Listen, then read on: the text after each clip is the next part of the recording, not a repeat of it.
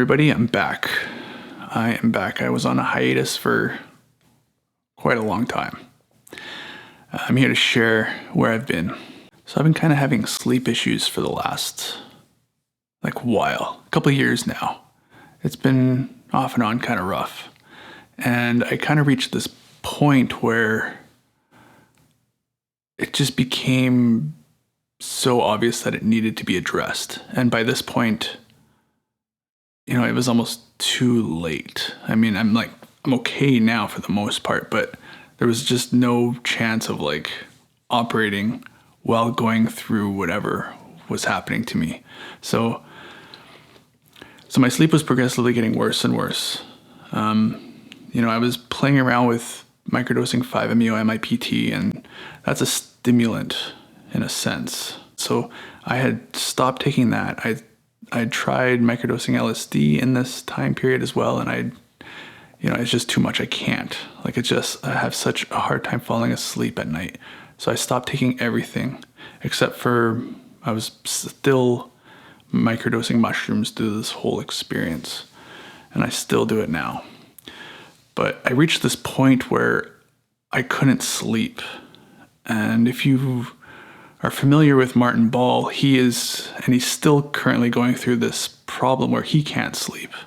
Or he's having trouble sleeping. He is getting sleep, but he's having trouble sleeping. And he reached this point where he went through this long stretch, 10 or 11 days, where he just didn't sleep. So internally, I was terrified that this was happening to me. I'm going down the same road he's going down, working with 5-MeO. And now I'm having the same symptoms as he was having.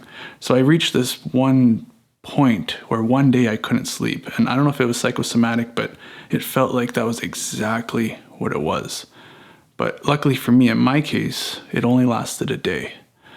So after that day, slowly, very slowly, I started to be able to sleep again. Through this whole process, I was trying to find answers. So I went to this sleep place, this place that specializes in sleep apnea and sleep therapy.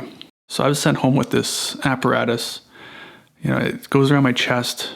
It goes on the finger to regulate my heart rate, or read my heart rate rather.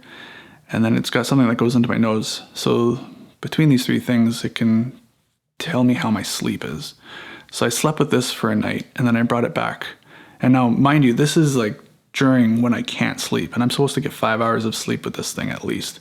And I got much less than that. I think it was close to 4 hours if I'm lucky, but it wasn't enough to really get a reading, but they took it anyway. And they had said that I had mild sleep apnea. And I applied for a CPAP machine, this machine that I wear the mask when I sleep at night. So I applied through my insurance, and because it was only mild, I didn't get approved. So a couple more months went by of just struggling. Funny enough, the day that I found out that I wasn't approved through my insurance, my mom messaged me and she said, "Hey, I have a friend that is getting rid of an old CPAP machine. Would you like it?" It's the same day, the synchronicity was just so bang on. So I was like, "Yeah, sure, I'll try it out. Thank you." And I really struggled with it. I had no idea what I was doing. I've always been a really light sleeper, and just trying to sleep with this thing has been one of the biggest obstacles I've had in a very long time.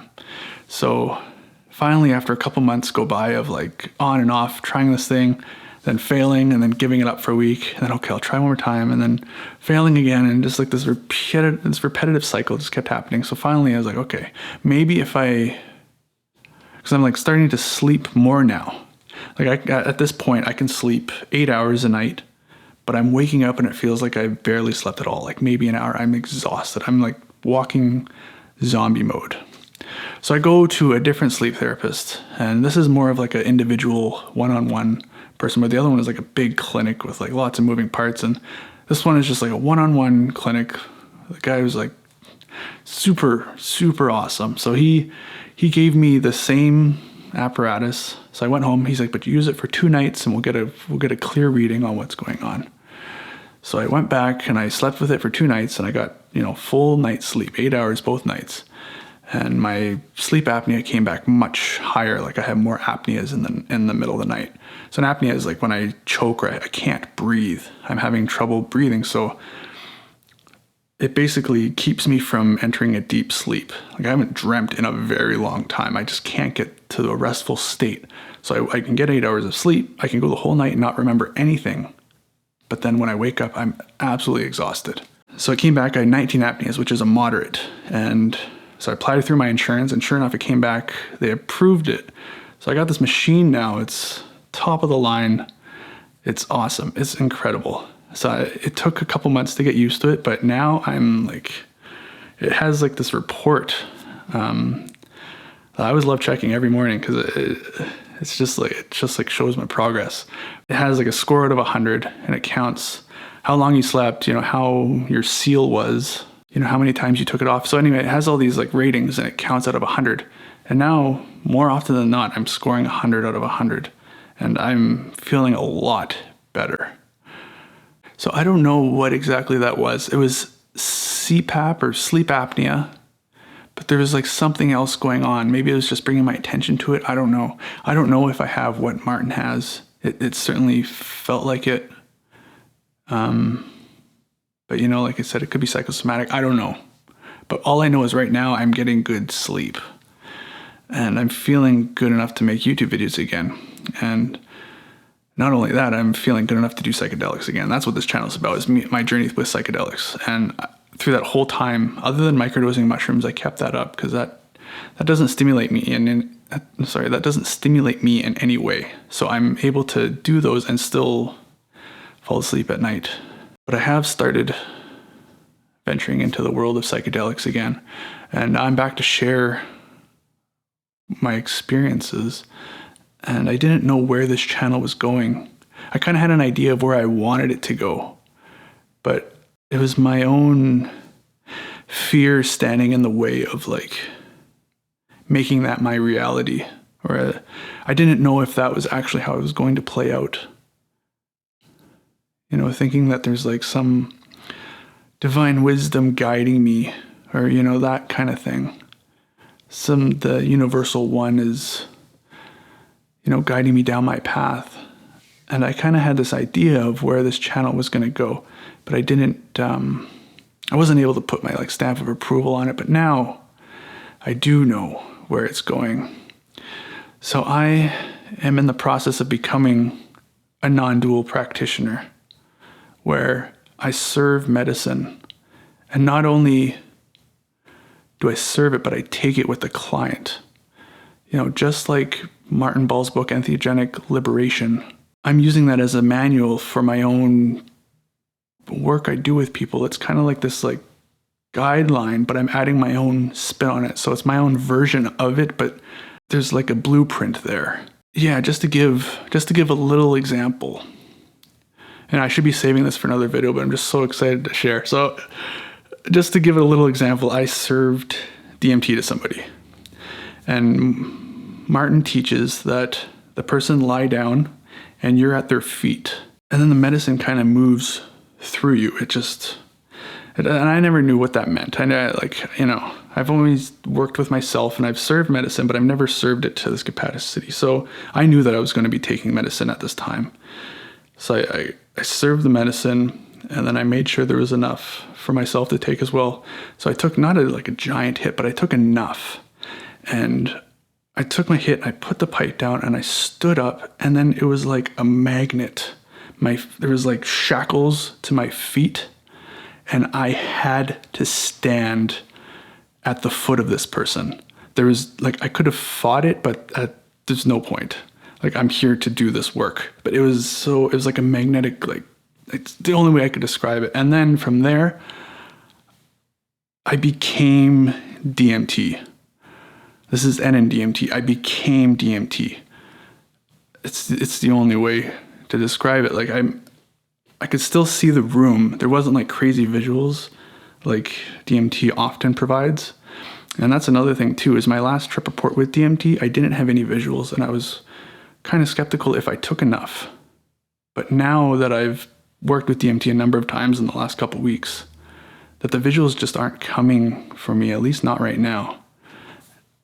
And so I'm able to like maintain my sense in the room, but like the feeling of it is just like Josh is not there. It's like I am DMT.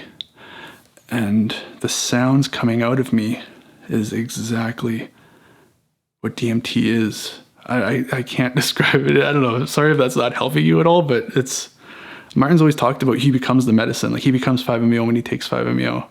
And I know what that is now. Like I just become the medicine. So I stood up at the foot of this guy and I just began to like sing out like stuff like that. Like just, except it was so fluid. Like even there, I'm like putting in a little effort to do it. It was just coming out of me. And there was no like, there's no sense of like wondering like, what the hell is this? It was just, this is exactly what needs to happen. It was so perfect. And then when the energy moved through me, the guy was still lying there and I just sat down and I waited for him to finish. And yeah, it was really interesting.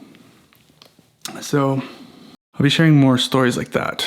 Like my target audience from the get-go, even though I wasn't confident that this is where the channel was headed, is for people that are looking to serve medicine in this way, that this could be a tool to, like a stepping stone. Because Martin has written his book, so I kind of have like a head start from him, from when he started, because he had to learn all this stuff and then he taught it. So then this is going to be like a as you go kind of teaching. And I have no idea what's going to happen, but I'm really excited and I'm looking to share as much of this as possible. But obviously people's privacy matters most. So if you do come and work with me, don't worry. I'm not going to share anything that you don't want to be shared. But that's it. And I wasn't really looking to share that story, but I'm just so excited. And another thing, I've moved into a new location. So I've never shared where my last studio, what it looked like, but it was just in my crawl space. It was like, people could, if they flushed the toilet, I had to redo the scene. Couldn't run the heat, couldn't run the air conditioning, couldn't run any water, because like you would hear it through the pipes. So I'm in the crawl space. But here, I've got a room. Like this is actually, I got all the lights off, but I'm going to give you a little tour here. This is a suite for people. Whoa, wrong way. So this is a suite. So I've got a bathroom, got a living room, needs paint and decorations and stuff. There's a bedroom.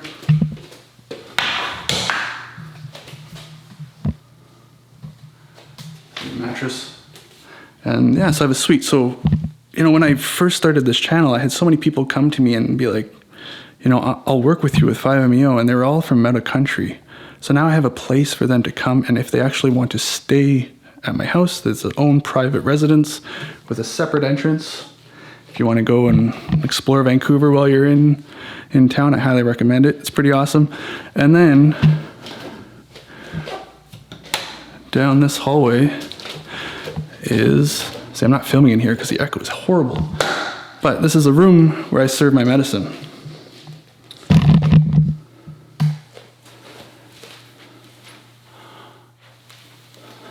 So I got my music, I've got the mat here. It's a big room for everyone to roll around and scream and cry and go through whatever they need to go through. So I'm really excited to share this journey with you and to go on this journey myself. I was hoping to keep it short, but this is what it is. So thanks for watching.